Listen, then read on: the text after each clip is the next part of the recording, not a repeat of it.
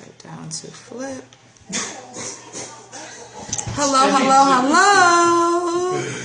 hello. Greetings, everybody. Greetings. I am Banke the author, new author, wife, professor, and entrepreneur.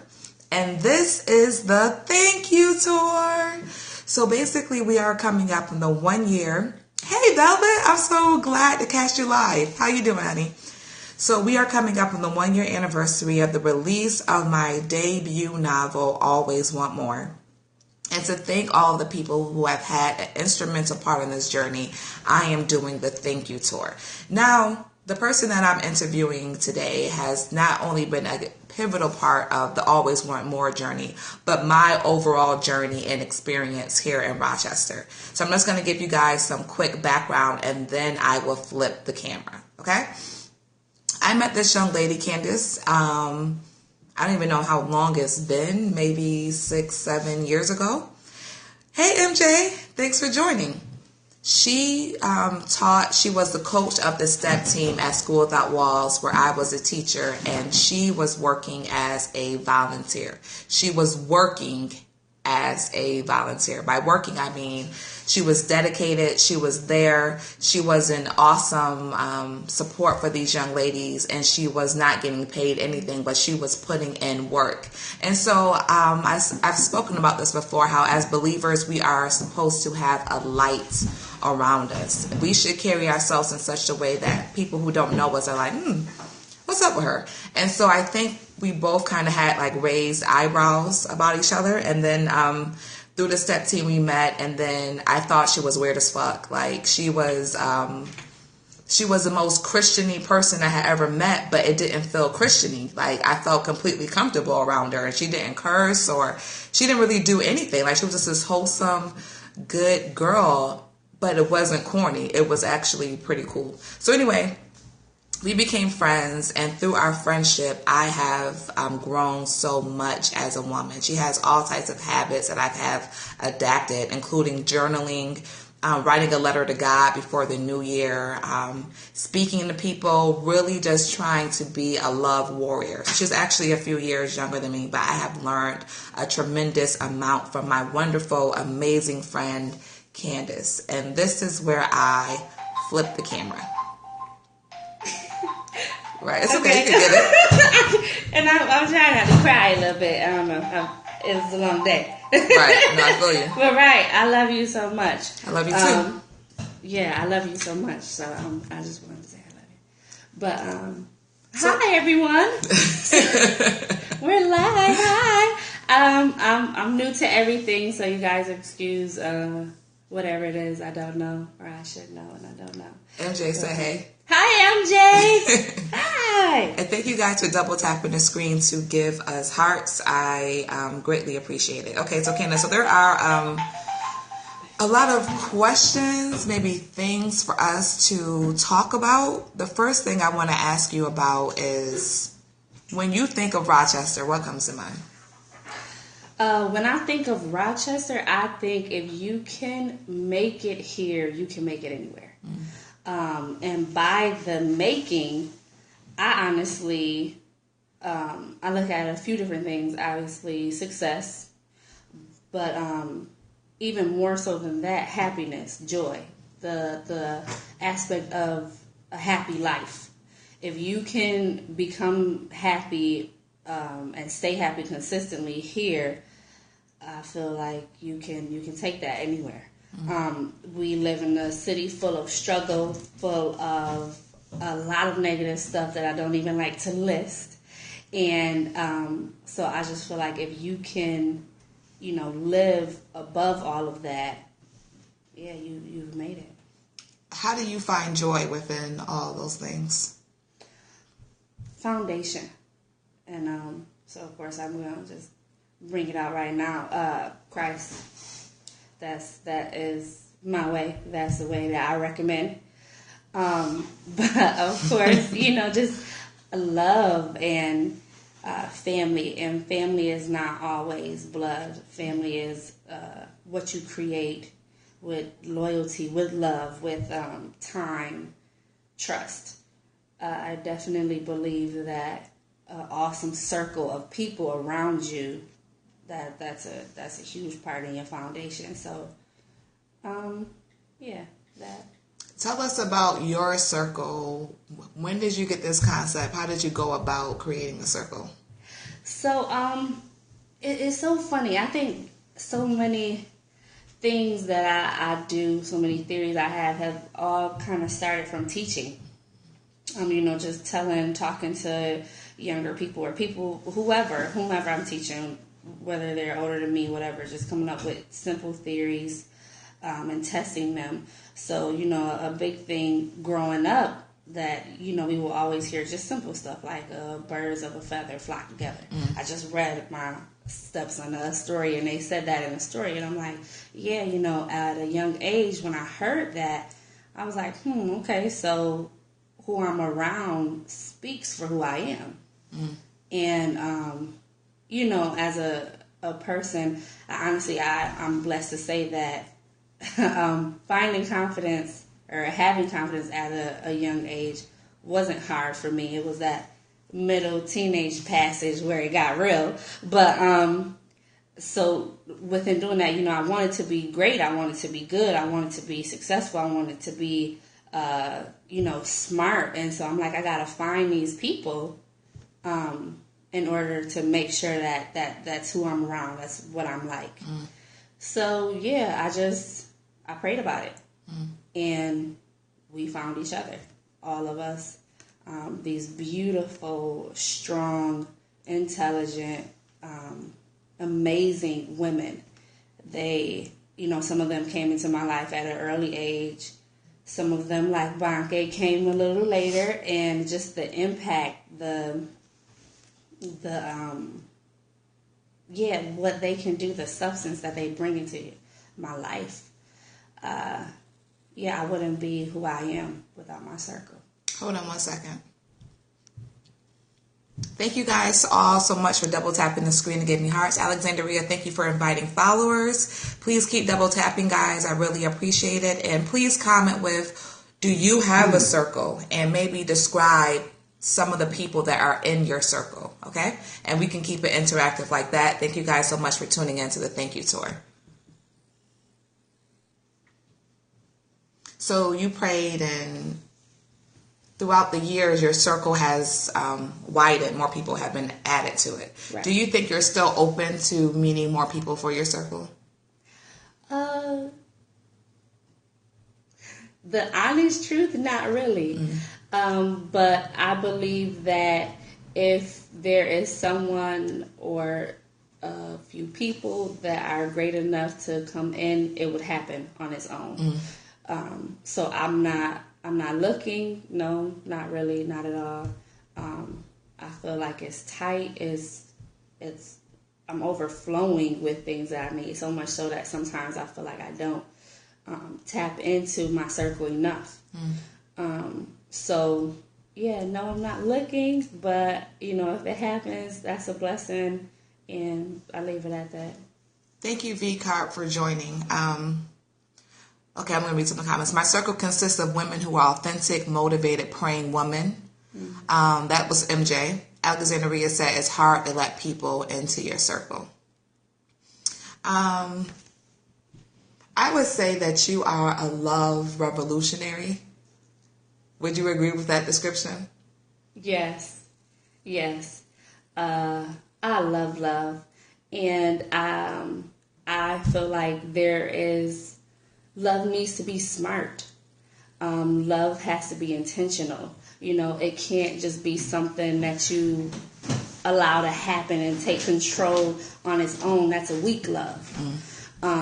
With anyone. I think that there are parents who have a weak love for their children, where it's just, I love, and not building any structure. That's not beneficial to them becoming great adults. That's not a smart love.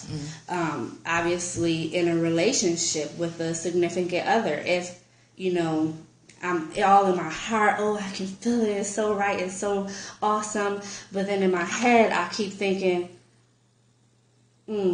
No, he's not. He is not working. He's not. He doesn't have this. He doesn't have that. Or it needs to have some type of connection there between everything, between your heart, between your mind, between your soul, your spirit.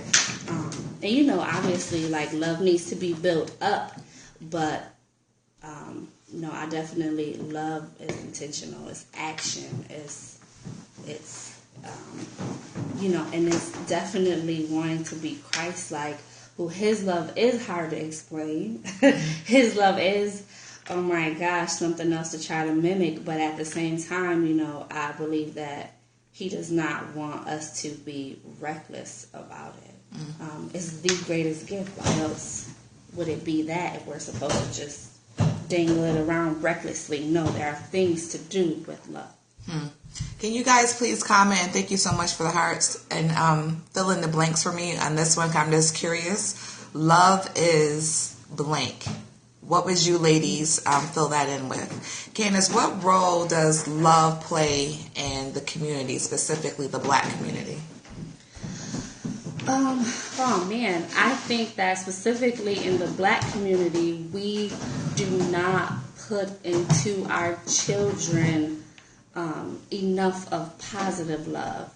We have allowed all of these negative stereotypes to drain us, to weigh us down, and to put it on our kids with low expectations, with just feeding into the stereotypes, living it, whatever.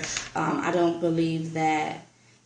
At that earlier age, it needs to be built up.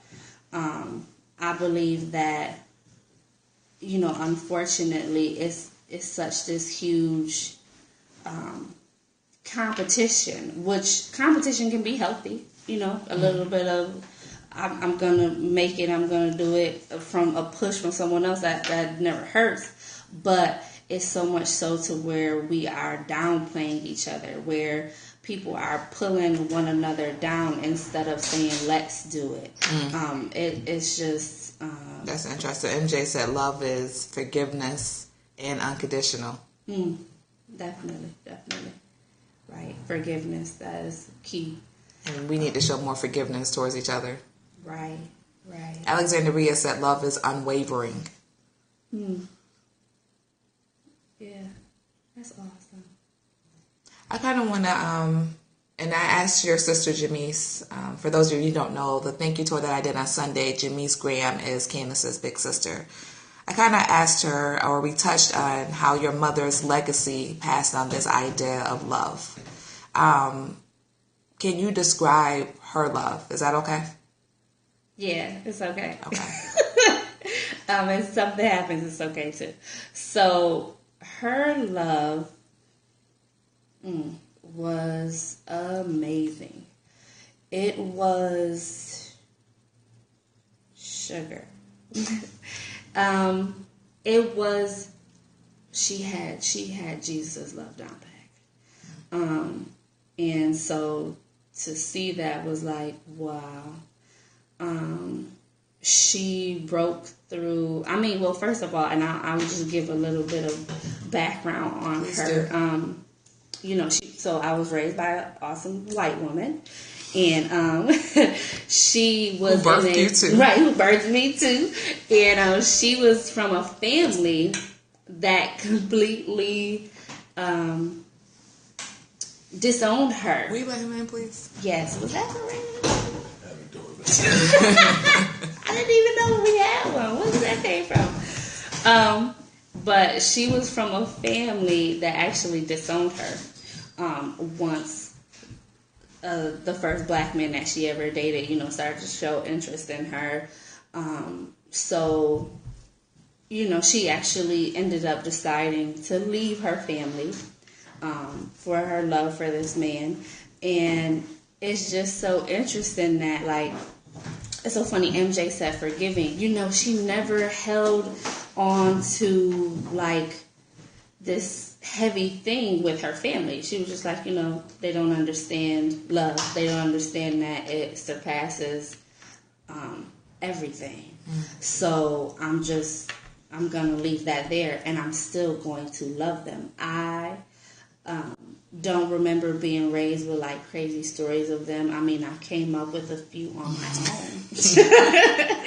But as far as like from her, no, she just, it was that forgiveness that, okay, well, let's move on with this love. Like, because I love you. Look what I have created out of my love for him. And, you know, she loved everyone. She was, I will find people to love. You know, like she literally looked for people to love. She was really big into, I mean, like I said, her family, her blood family wasn't there. So all the family that I was raised with on her side were all friends that she loved on so much. I cannot say their first name without saying auntie first.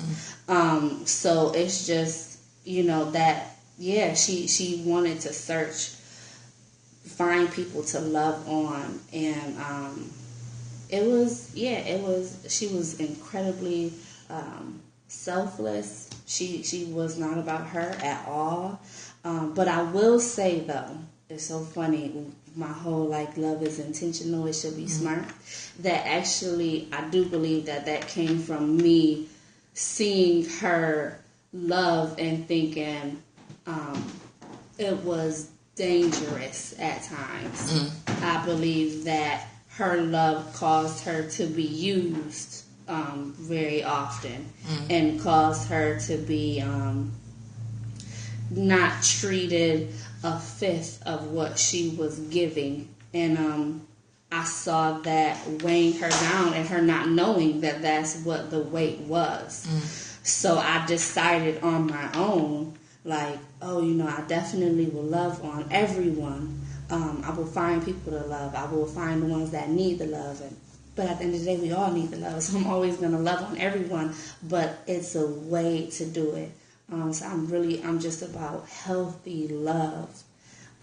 Because I do believe that sometimes my mom's love was so blind that it wasn't healthy. But it was amazing. I couldn't do it. And I have never seen another individual on the planet do it the way that she did it.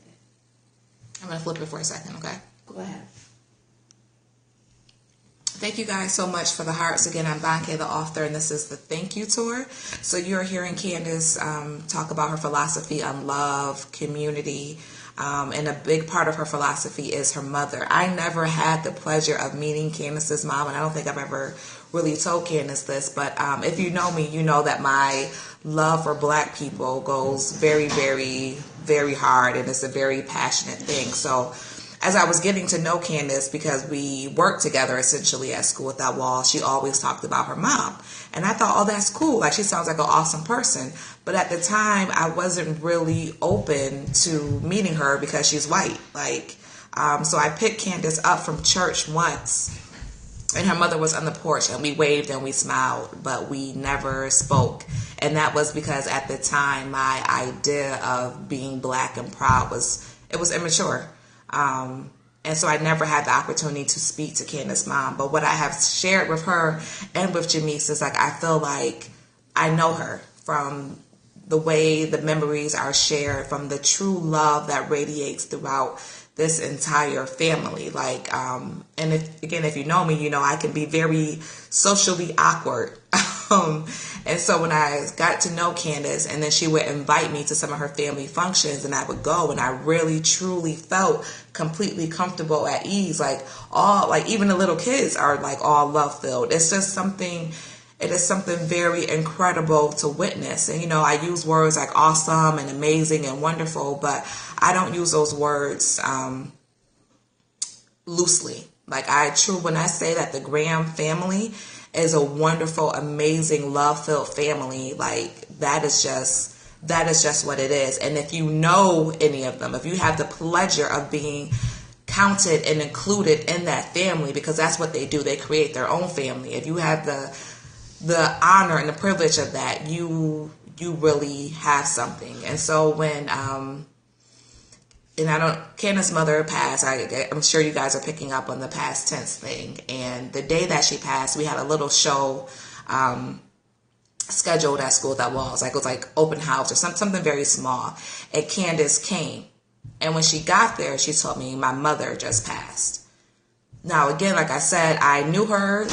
We were getting to know each other, and all I had heard was how much she loved her mom. Like, her mom was really her best friend.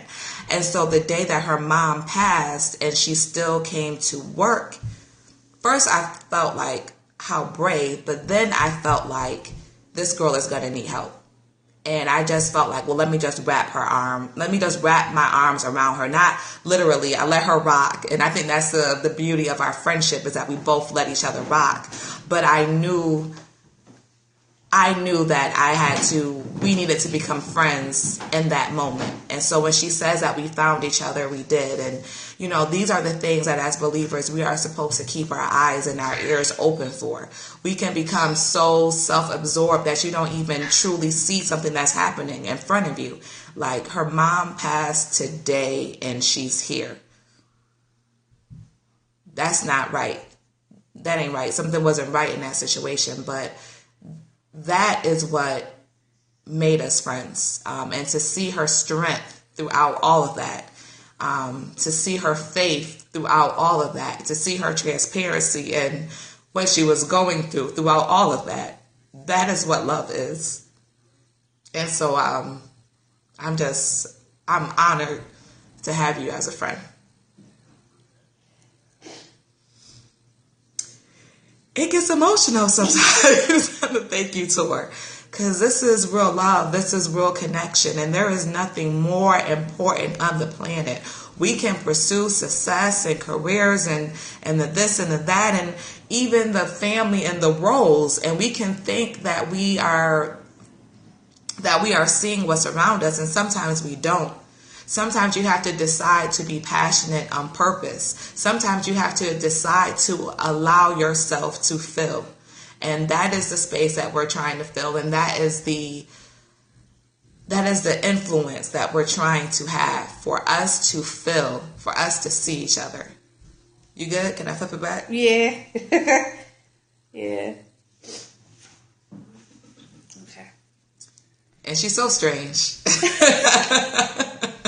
Oh, sugar. It's the best way to be, man. And you're a newlywed. And I'm a newlywed. Oh, Lord. We're trying to... Banky's trying to pull out the waterworks. Yes, I am, to this amazing creature of mine who walks around and looks like a little creature that came out of myself. And so, yes, I am. And that is, yeah, it's so crazy how God will balance. Like, God is so amazing. Obviously, Banky just talked about, losing my mother, and she put it into the proper words. She was my best friend. She was the most important person in my life. We would make this joke where it was like, oh, you're my favorite person on the planet. And she legit was. And I remember, going through the whole grieving process, thinking like, God, who is going to be, my favorite person? Like, I can't pick one of my circles. Too many of them. I love them. I was like, I have more than one sister. I have I don't know. So on to the husband thing. I during that time, I wasn't thinking about the man. Like, I made a prayer list, when I was about 15, 16. I had one of those teenage, it was like a teen study, New King James Bible. And so my aunt, it was around the time, I think one of my sisters had a baby, and I was just like, yo, these chicks are crazy over dudes. And I don't want that to happen. I'm like, these dudes are crazy. It was just too much. I was such a busy, active teenager that I wasn't paying guys much attention. I would say, oh, he's really cute. I was paying attention to Alan Larson. But other than that, it was just like, no, these boys I don't want it. And I had the privilege of being the youngest sister, so I saw a lot of mistakes. And I was like, I'm not going to do that. So my aunt, she told me, she was like, well, you know anything, why don't you just write it down? Don't worry about it, write it down, put it in your Bible, and call it a day. So I thought about it, and, I really thought about it, and I was like, well, I want this to be deeper than how he looks. Like, hopefully my looks will attract that on its own. So I was like, I wanted to be what's inside this man, so I made this, 3-page list, which I don't like. I lost it years ago, but and I wrote it up and I put it in my Bible, and I always had so much faith in whoever this man was going to be. I was like, no, he's just going to be this great human being that I prayed for a long time ago. I don't have to worry about him. Obviously I've dated other men, and it was just even going through whatever foolishness that I've experienced prior to him, I was like, I'm not worried about it, because he's so great. He's gonna I've heard about this man from the first day I met her, and I was like, oh, I can't wait to meet him. She's like, me too, and I'm like, wait, is he imaginary? Right. It was so real. It was just like, yeah, he's awesome. Like, I was speaking life into him before I met him. And that's why now, it's just so amazing to see the life spoken of and the package that it has come in, and this individual full of history. My Lord, I'm a stepmom. Into this individual, full of history and full of whatnot. I spoke so much life prior to even meeting him that his history was not able to block rules that I thought I had in place on, who I would date. He wasn't dateable for me. He wasn't even someone that, I was going to take seriously, anything like that. But that list, that prayer, it all superseded all of those things. So much so that while it was happening, I was, because on my healthy love, I'm like, is this healthy? Is my mind connected? Wait a minute, Candace, because this is what I teach. I have to make sure that this makes some type of sense. I don't know. Let me figure it out. But the spirit settling of all those thoughts, and showing me where the connection was and where the sense was and where, it all just, it was it. It was the answer. He was the answer to all my questions. And so yeah, that is his thing. He's crazy. He drives me crazy, and I do want to physically abuse him at times, but not in I won't kiss him afterwards, but just So I think even that's such a great balance. He's what I prayed for. I mean, I don't need to say much more. And it definitely is definite, and I see it, and I've already experienced some of it that is going to always consistently. Trey told me he is awesome. Ain't nobody talk about you. It is always going to be a work in progress. Hi, My Natural Right. Thank you for joining. That's a great username. My Natural Right. I dig it. Right, that is super cool. Right, it's always going to be a work in progress in my marriage, but that's just the same to say it's always going to be a work in progress in my life. I'm always going to strive to be better. I'm always going to strive for my marriage to get tighter, to stay consistent, even when I'm feeling we're at our tightest. Okay, so let's keep this thing consistent, and just happy about the work, happy about the work to come. Hold on 1 second. I just want to check back in with all of you guys. Thank you so much for those beautiful hearts. I love the assortment of colors. I am Banke, the author of Always Want More. My debut novel within a year has sold almost 1,000 copies, something that only 3% of authors will do. Ooh. And so that is why we are on the thank you tour, because it has been a complete village of people with different roles, different skills, different talents, who have all come together to breathe life into this project, to put this on the New York Times bestseller list. Hasn't happened yet, but there is no doubt in my mind that it will. And so I just wanted to share. Thank you so much. I appreciate that. I just want to share my people with you guys, hoping that it inspires you and your own team, your own circle, your own network with your own vision, because none of us do anything significant alone. And so I'm going to flip the camera back to my very, very, very good friend Candace, who is speaking on love, community, marriage, faith, grief. She's giving her testimony. It's Testimony Tuesday out here. All right? I want to flip it back. So can you tell the people, and I probably will have to remind you, it's so funny because when I start to do these, people are like, and I start to say all the different ways you help with the project, people be like, wait, I did that? And I'm like, yeah, you don't remember? Right. So can you tell the people, what have you done on this Always Want More project? I feel like the biggest thing that I hope I've done, that I've looked into, is just support you going through the motions. You know, like, it's so much to do. It's so much emotionally that's on you. I mean, this is the dream being put out there. That is life. Your life that you're sharing.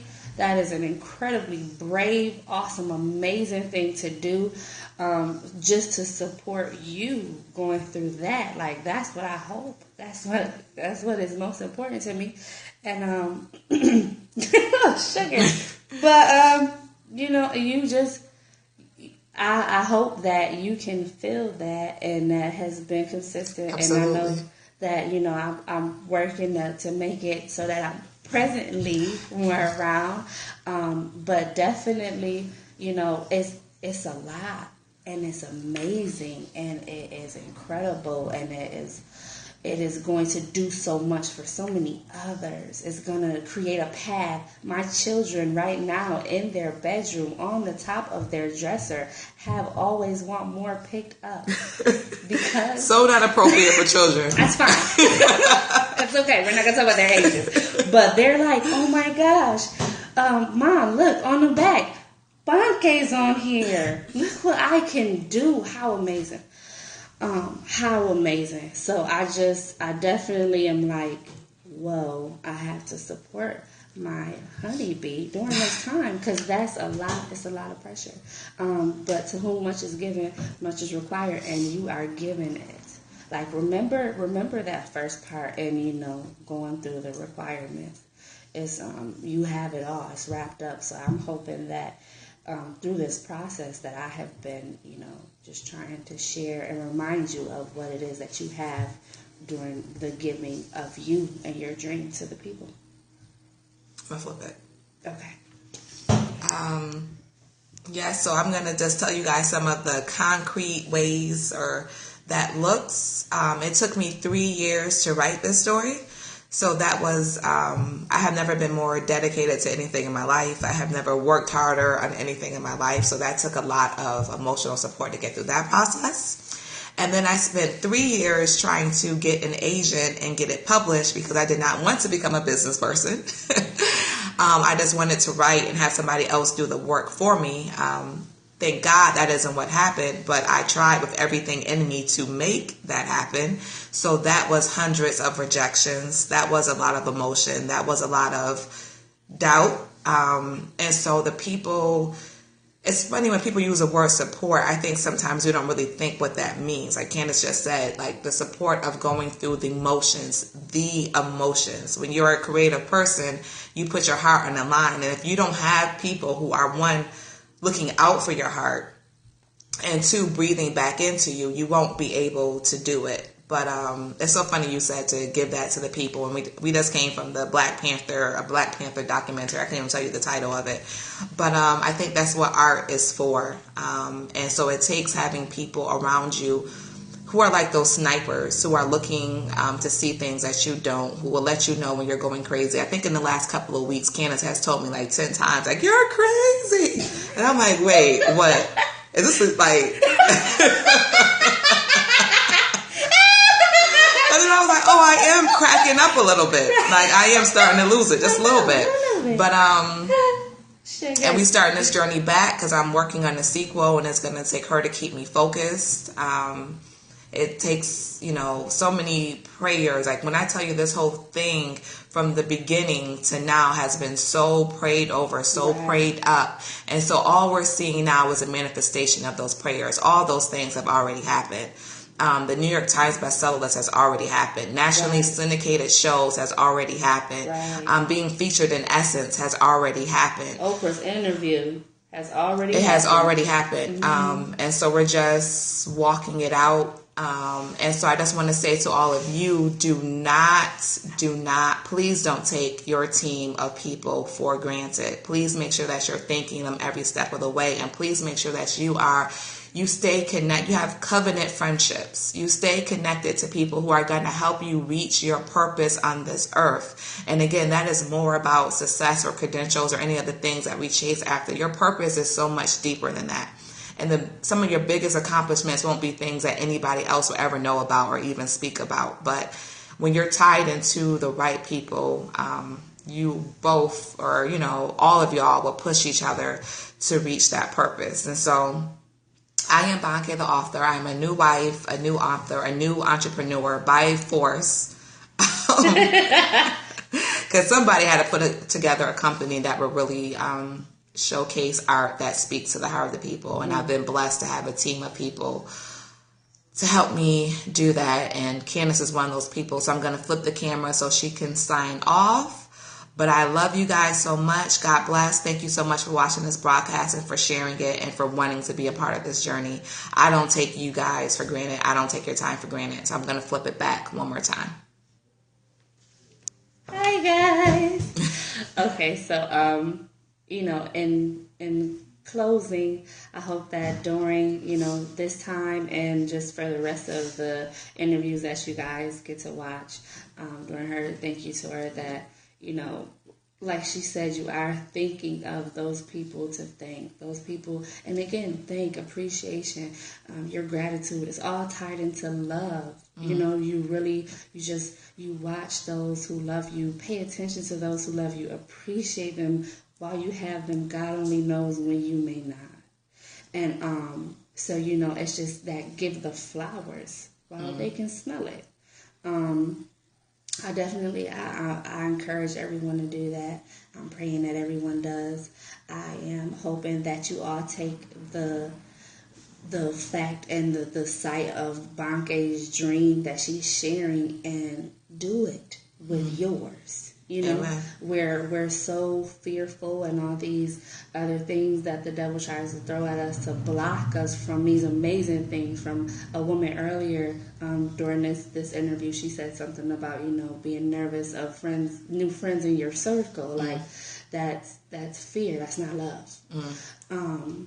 And you don't want that, because you can be blocking something great, something amazing, a blessing. So just stay loved up. I love you guys.